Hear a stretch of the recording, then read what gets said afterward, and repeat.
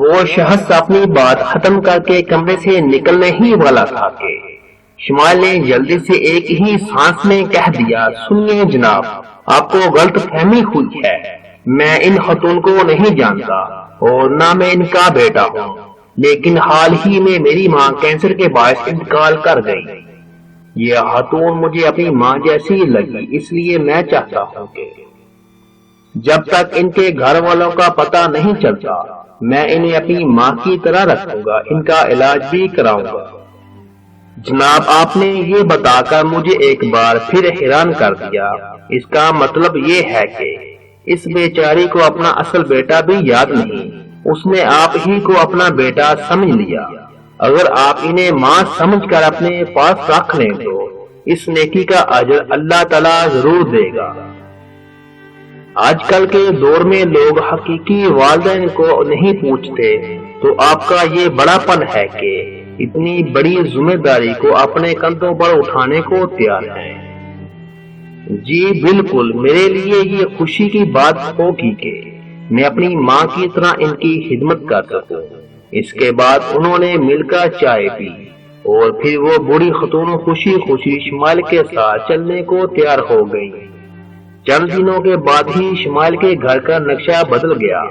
وہ گھر واپس آتا تو اس کو سب چیزیں اسی طرح ملتی جس طرح اس کی والدہ ترتیب سے رکھا کرتی تھی۔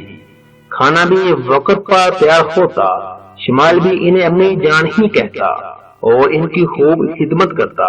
وہ کبھی کبھی یوں ہی اداس اور غمگین ہو جاتی، تب شمائل پوچھتا، امی جان خیریت تو ہے؟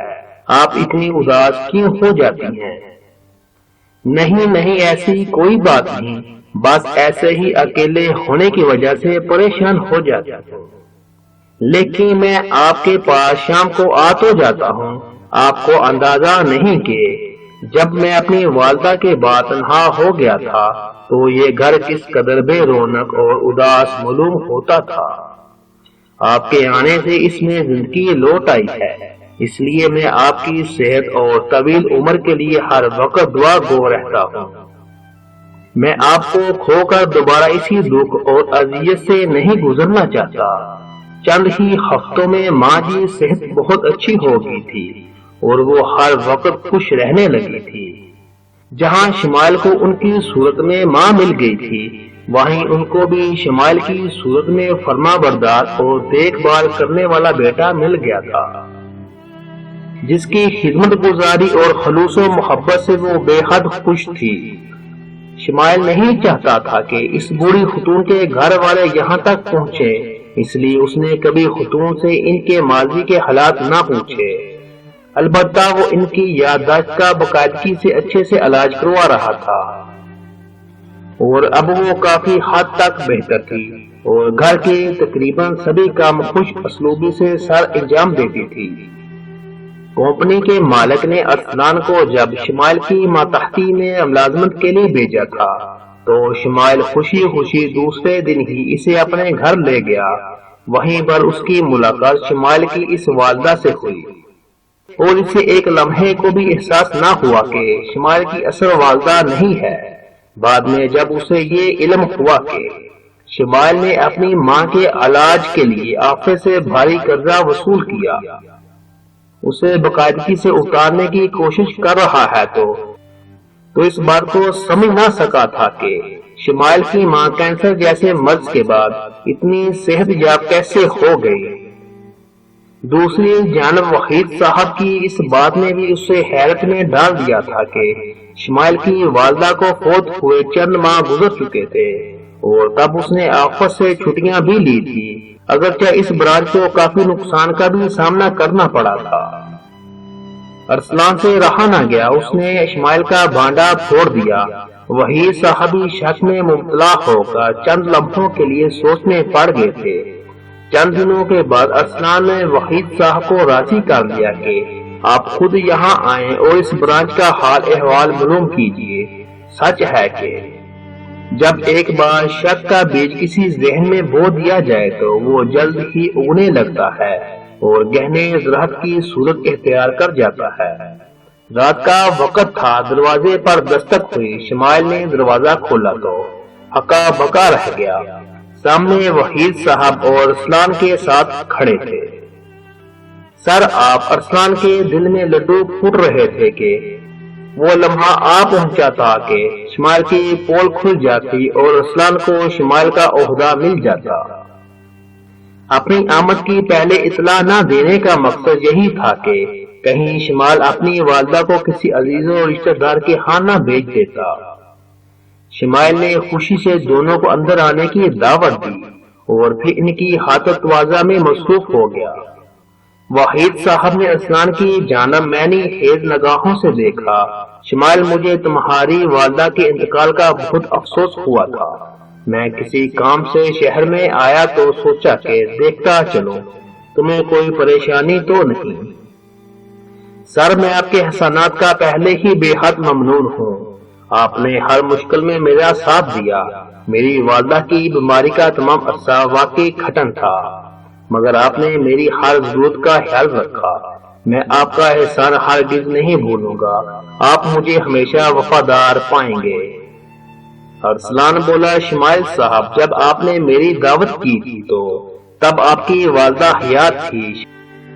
شمائل مسکراتے ہوئے کہنے لگا، بس یہ ایک قدرت کا کرشمہ ہے۔ خدا نے مجھے ایک بے یارو مددگار ماں سے ملوا دیا جس کو بیٹے کی ضرورت تھی، اور مجھے ماں کی۔ یہ کہتے ہوئے اس نے باورچی خانے کی جانب منہ کر کے بلند آواز سے کہا، امی جان آ جائیں، میں آپ کو اپنی کمپنی کے مالک سے ملواؤں۔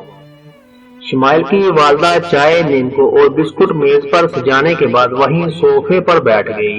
انہوں نے وحید صاحب کی جانب گھور کر دیکھا۔ وحید صاحب تو پہلے ہی ٹھٹک گئے تھے۔ ارسلان نے ماں جی سے پوچھا، ماں جی، کیا شمائل آپ کا ہی کا بیٹا ہے؟ انہوں نے ایک نگاہ وحید پر ڈالی اور پھر مسکراتے ہوئے شمائل کو دیکھا اور کہا، ہاں، یہی تو میرا پیارا بیٹا ہے۔ ارسلان کا دل ایک بار پھر تیز تیز دھڑکنے لگا۔ وہ وحید صاحب کو جتانا چاہتا تھا کہ سر، میں نے کہا تھا نا کہ شمائل کی والدہ ماشاءاللہ حیات ہیں۔ وحید صاحب بجھے دل سے بے چینی سے پہلو بدلتے رہے۔ انہوں نے چائے بھی نہیں پی۔ جب وہ جانے لگے تو دروازے کے قریب پہنچ کر ماں جی نے سرگوشی کے انداز میں وحید صاحب سے کہا، بیٹا، مجھے امید ہے کہ تم اپنی بیوی کے ساتھ خوش ہوگا۔ بہو تو کچھ زیادہ ہی خوش ہوگی۔ میں نے تجھے شرمندگی سے بچانے کے لیے ان دونوں پر یہ حقیقت نہیں ظاہر ہونے دی۔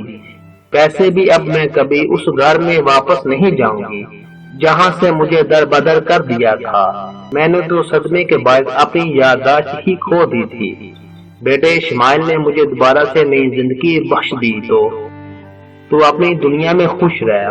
مجھے وہ بیٹا مل گیا جسے میری ضرورت اور جس کے دل میں ماں کی قدر تھی۔ وحید صاحب ہاتھ ملتے ہوئے بے بسی کے عالم میں اور نم آنکھوں کے ساتھ وہاں سے رخصت ہوئے۔ آج ماں نے اپنے بیٹے کو دھتکار دیا تھا۔ ارسلان ان کے ہمراہ گاڑی میں بیٹھے ہوئے بولا، سر، آپ بالکل خاموش ہو گئے۔ آپ نے دیکھا کہ وہ خاتون کہہ رہی تھی کہ شمائل ان کا اصل بیٹا ہے، مگر شمائل کس قدر صفائی سے جھوٹ بول رہا تھا۔ مجھے تو بے حد حیرانی ہوئی ہے۔ سر، آپ کچھ پریشان ہیں؟ وحید صاحب کی آنکھیں آنسوں سے بھری ہوئی تھی، مگر اندھیرے میں ارسلان دیکھ نہیں پایا۔ چند روز بعد شمائل کو وحید کی جانب سے ایک لیٹر وصول ہوا جس میں والدہ کے علاج کے لیے حاصل کردہ قرضہ معاف کر دیا گیا۔ اس کی تنخواہ بھی دگنی کر دی گئی تھی۔ شمائل اتنی مہربانی کے پیچھے راز کو کبھی جان نہ سکا۔ ادھر ارسلان اس معاملے کو آج تک سلجھا نہیں پایا کہ بازی کیسے پلٹ گئی، اور وحید صاحب نے بھی اسے کبھی اصل حقیقت نہیں بتائی۔